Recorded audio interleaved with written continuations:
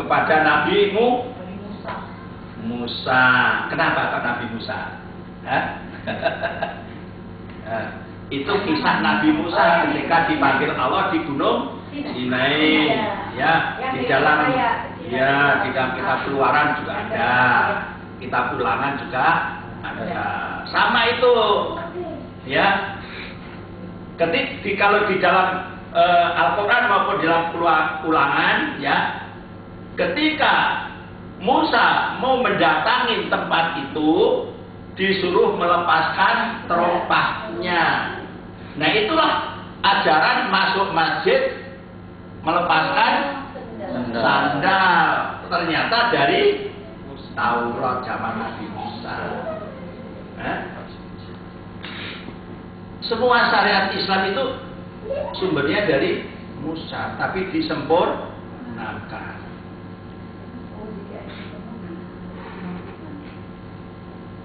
Nah, di dalam ayat itu dikatakan, maka sembahlah aku, ini yang benar, mengabdilah kepadaku, dan dirikanlah sholat untuk mengingat aku. Siapa yang disuruh sholat ini?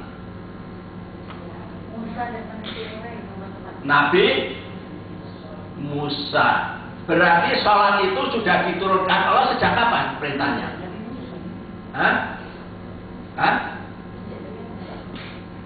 Nabi Adam. Ya, nanti saya jelaskan apa arti sholat yang sebenarnya menurut Al-Quran. Ya. Nah, setelah kita tahu siapa yang memberi nama Tuhan kita Allah, sekarang kriteria Tuhan kita yang namanya Allah itu seperti apa? Ya. Ini saya bahas karena apa? Karena banyak orang Kristen juga mengatakan Tuhannya itu Allah. Ya. Bedanya Allah dan Allah itu apa? Ini sudah saya buat bukunya juga. Bisa dibeli ya? Bisa. Tapi ini hanya berapa biji nih. Ya.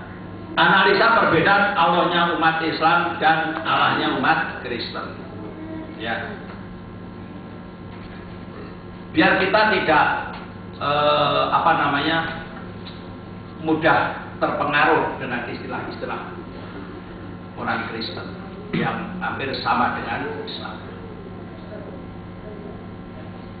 Yang pertama, Tuhan kita yang mana Allah itu Allah yang menciptakan langit dan bumi dalam 6 masa. Surat Al-A'raf ayat 54 tuh. Baca Bu. Bagus. Ya. Di Al-Hadid pun ada juga Al-Hadid. Hah? Di Al-Hadid pun ada. Ya.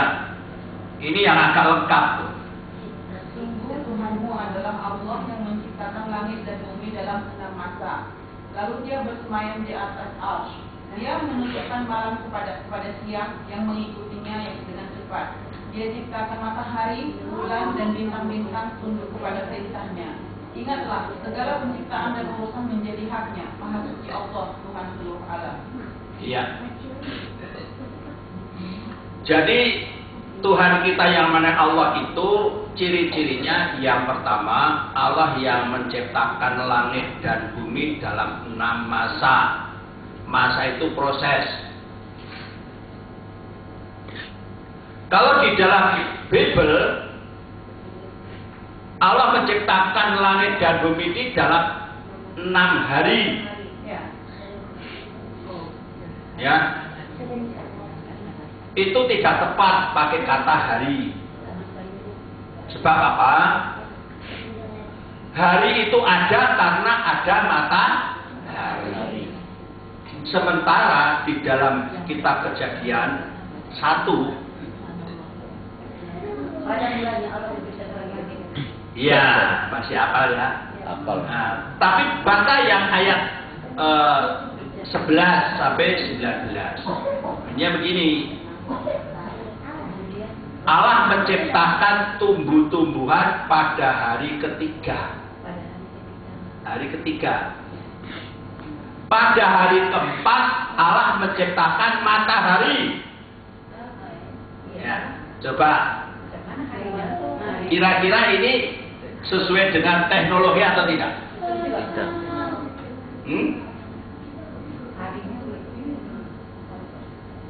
Matahari baru diciptakan hari keempat, sementara tumbuh-tumbuhan diciptakan hari ketiga. Bisa tumbuh enggak? Berbeda dengan Al-Quran. Baca surat 78 ayat 13 sampai 15, coba Bu. Yang lainnya ada Pak Al-Quran, coba dibuka. 13 sampai 15. Dan kami menjadikan pelita yang terang benderang matahari, dan kami turunkan dari awan air hujan yang tercurah dengan hebatnya, untuk kami tumbuhkan dengan air itu, untuk kami tumbuhkan dengan air itu biji-bijian dan tanam-tanaman, dan kebun-kebun yang rindang. Iya. Coba logis mana? Bible sama Al-Quran. Makanya pada zaman abad pertengahan, Bible itu tidak boleh diterjemahkan. Saya mempelajari sejarah Bible, penyusunan Bible itu ketika Bible itu diterjemahkan banyak yang dibunuh, khususnya orang-orang Jerman. Ya, banyak yang dibunuh, nggak boleh. Makanya pada zaman itu ilmu logika diharamkan. Itu apa sebabnya Galileo dibunuh? Iya, karena pemikiran tidak sesuai dengan Alkitab. Gitu. Ya, baik. Yang kedua, Tuhan kita yang menang Allah itu tidak bisa dilihat dengan mata. Ya. Landasan ayatnya surat Al-An'am ayat 102 dan 103. Baca Bu. Itulah Allah, Tuhan kamu, tidak ada Tuhan selain Dia, pencipta segala sesuatu. Maka sembahlah Dia, Dialah pemelihara segala sesuatu. Terus? Dia tidak dapat dicapai oleh penglihatan mata, sedang Dia dapat melihat segala penglihatan itu, dan Dialah yang maha halus, maha teliti. Iya. Jadi Tuhan kita yang namanya Allah itu tidak bisa dilihat dengan mata. Kenapa? Di dalam surat Al-A'raf 54 tadi disebutkan Allah itu sang pencipta. Ya. Ibu-ibu kalau menciptakan kue, kira-kira kue itu bisa melihat ibu nggak? Ayo, kajian. Ayo. Tukang kayu bikin bangku meja, bisa nggak meja melihat tukang kayu? Manusia itu ciptaan Allah, bisa nggak manusia melihat Allah? Ini sunatullah, ketetapan Allah, bahwa yang diciptakan tidak bisa melihat yang menciptakan. Coba cari, ya, contoh apa yang diciptakan bisa melihat yang menciptakan? Cari. Apa? Rumput. Robot. Hah? Robot. Iya, robot. Iya. Robot itu apa sih? Elektronik atau? Tapi tak mirip lah. Hah? Elektronik. Badannya Sekarang kalau tidak dialiri listrik kira-kira bisa? bergerak. Itu bukan makhluk itu. Ya. Sekarang robotnya nggak usah dikasih baterai, ayo suruh lihat. Itu karena teknologi, ya. Pak, barang yang bisa melihat yang menciptakan apa Pak? Nggak ada. Ya. Manusia ditanamkan. Jadi kalau ada orang yang mencari-cari Tuhan, ingin lihat Tuhan, maka ketika Nabi Musa ke Gunung Sinai mau melihat Tuhan, maka api yang keluar. Nah, itu tanda Allah murka. Kamu nggak berhak melihat yang menciptakan. Betul. Ya, itu kekuasaan Allah. Ya. Jadi kalau ditanya oleh orang, Tuhanmu seperti apa? Jawabannya apa? Tuhan saya tidak bisa dilihat dengan. Nah sekarang kalau ibu punya anak kecil, kemudian tanya, Bu, Tuhan kita seperti apa sih? Kok Tuhan si Anton itu kok ada gambarnya namanya Yesus? Bagaimana kita menjelaskan? Ya. Cara menjelaskan begini, pegang tangan anak itu kemudian ditiup, gitu. Maka si anak itu akan protes. Kenapa ibu memegang tangan saya kemudian ditiup? Ini saya akan menjelaskan tentang Tuhan kita. Nah, kita itu Tuhan kita itu tidak bisa dilihat dengan mata, tapi bisa dirasakan. Kenapa kok bisa? Karena kita bisa ada, itu karena diciptakan. Sementara yang diciptakan tidak bisa melihat yang menciptakan. Ya, bisa dipahami nggak? Ya, oke. Yang ketiga, Tuhan kita yang namanya Allah itu abadi, mengurus makhluknya terus-menerus tanpa berhenti. Ini ada dalam surat Al-Baqarah 255, sering disebut ayat kursi. Kenapa kok di sini disebut ayat kursi? Apa sih kursi itu? Tempat duduk. Kenapa nggak pakai bangku? Bangku kan tempat duduk juga. Nah, kursi itu sebuah simbol kekuasaan. Kursi itu hanya bisa didudukin oleh satu orang. Ya. Kalau bisa didudukin oleh banyak orang itu bukan namanya kursi lagi, tapi bangku. Ya. Allah tidak ada Tuhan yang berhak disembah melainkan Dia yang hidup kekal lagi terus menerus mengurus makhluknya. Tidak mengantuk dan tidak tidur. Kepunyaannya apa yang di langit dan di bumi. Tidak ada yang dapat memberi syafaat di sisi Allah tanpa izinnya. Allah mengetahui apa-apa yang di hadapan mereka dan di belakang mereka, dan mereka tidak mengerti apa-apa dari ilmu Allah melainkan apa yang dikehendakinya. Kursi Allah meliputi langit dan bumi, dan Allah tidak merasa berat memelihara keduanya, dan Allah Maha Tinggi lagi Maha Besar. Kalau kita perhatikan di sini ada kalimat Allah.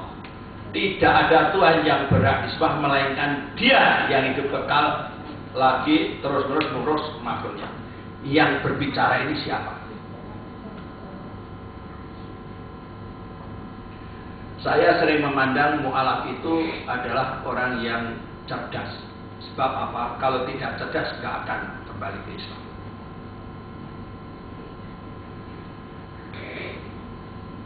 Mungkin nggak yang bicara itu Allah?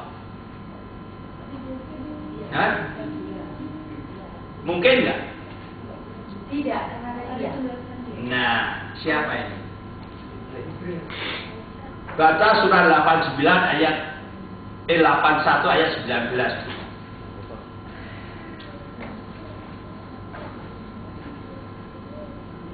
81 ayat 19.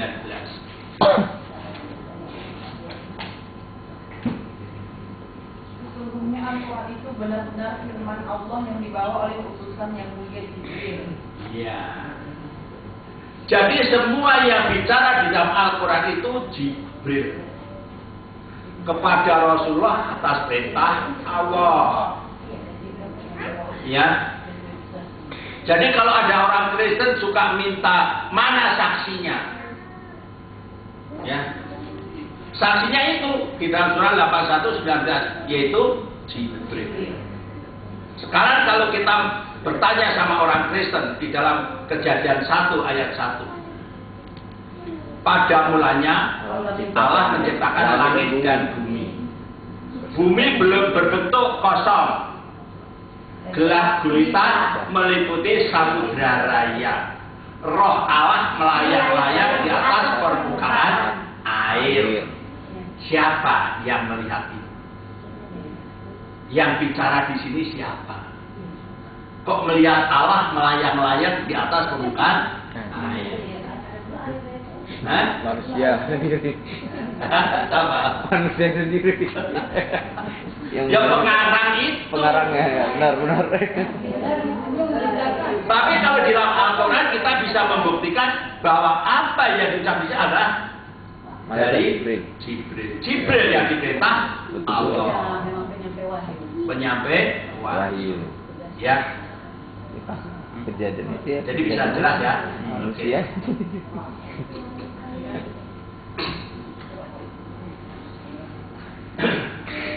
Yang berikutnya, Tuhan kita yang namanya Allah itu Allah yang tunggal.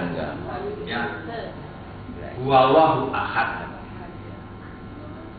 Ya, ahad itu artinya tunggal. Kalau wahid satu. Kalau satu ada dua, ada tiga. Tapi kalau tunggal tidak ada yang lain. Ya. Kata Esa itu adalah titipan.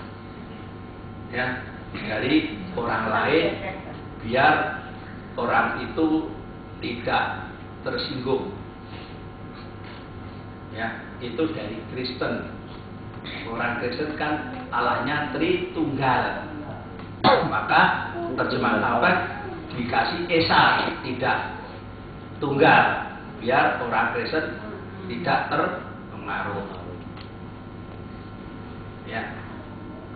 Kemudian yang kelima, Allah tempat bergantung segala sesuatu. Ini untuk mengkritik atau memperingatkan kepada orang Kristen agar tidak bergantung kepada Tuhan Yesus, Juru Selamat, Penebus dosa. Sebab Paulus pernah mengatakan di dalam kitab Roma 10 ayat 9. Kalau kamu mengucapkan dengan mulutmu bahwa Yesus itu Tuhan dan meyakini dalam hatimu bahwa Yesus dibangkitkan di antara orang mati, maka kamu akan diselamatkan. Ya. Jadi keselamatan orang Kristen bergantung kepada Tuhan Yesus penebus dosa. Sementara kalau di dalam Islam kita harus bergantung kepada Allah. Maka kita ketika sholat suka mengucapkan wa iyyaka nasta'in. Iyyaka na'budu wa iyyaka nasta'in. Hanya kepadamulah kami mengabdi, bukan menyembah, mengabdi. Menyembah itu artinya begini. Menyembah itu artinya melakukan kedua belah telapak itu menyembah. Jadi kata-kata sembah dalam Islam itu susupan lagi, ya susupan, ya mestinya mengabdi. Ia karena budu, ia karena nasta'in. Ya, hanya kepadamulah kami mengabdi dan hanya kepadamu kami mohon pertolongan. Jadi kita tidak boleh melalui perantara. Kalau di dalam Kristen itu ada caloknya. Iya, hah? Iya, Oh, di dalam Yohanes 4 ayat 16, akulah jalan dan kebenaran, tidak akan sampai ke Bapa kalau tidak melalui aku. Itu betul.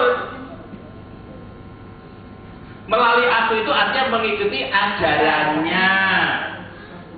Ya, itu betul. Saya membetulkan kata orang Kristen, ya. Kalau kamu mau masuk surga memang ikuti Yesus pada waktu itu. Tapi setelah zaman Nabi Muhammad kita ikuti Nabi Muhammad. Gitu. Itu kan masa lalu. Ya. Dalam Baca surat 3 ayat 31.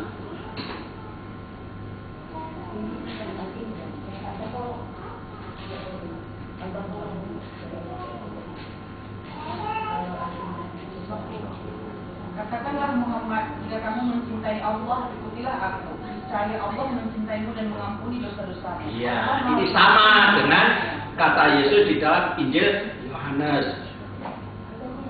Ya, Al-Imran 31. Kalau kamu mencintai Allah, maka ikutilah aku.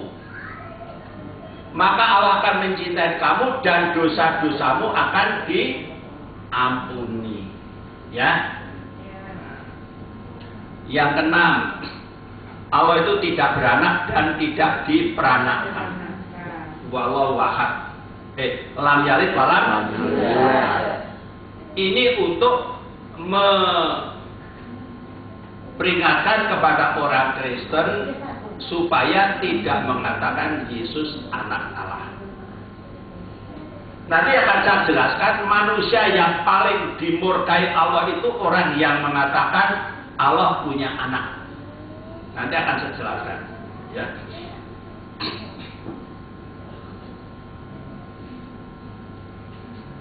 Kemudian yang keenam, yang ketujuh, Allah itu tidak ada yang menyamai.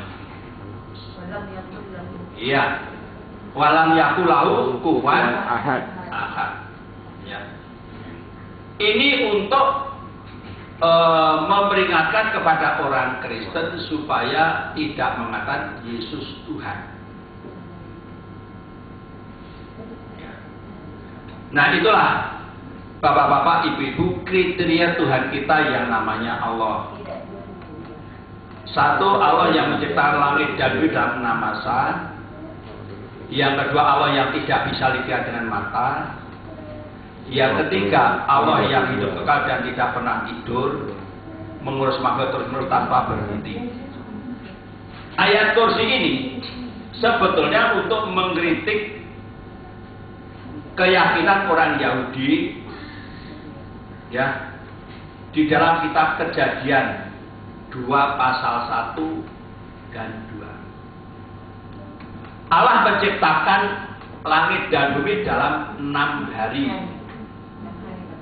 Hari ke-7, hari Sabtu berhenti istirahat. Setelah Sabat. Ya, makanya orang Yahudi libur hari Sabtu. Sabat. Ini ayat kursi itu untuk mengkritik keyakinan orang Yahudi. Allah itu tidak pernah berhenti mengurus ciptaannya. Ya.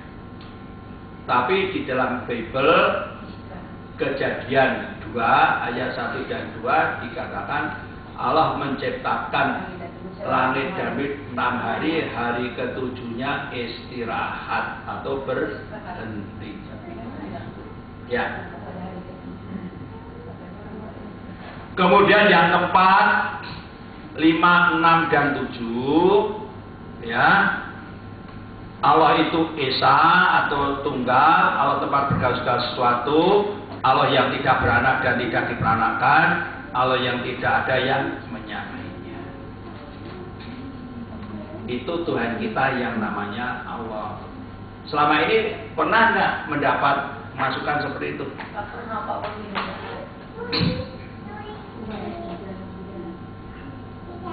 Metode ini memang belum pernah dilakukan oleh siapapun. Saya di seluruh Indonesia itu sendirian. Saya belum punya teman. Insya Allah bagus. Nah, kalau mau ya jalan sama saya kemana saja. Oke. Sekarang Allahnya umat Kristen.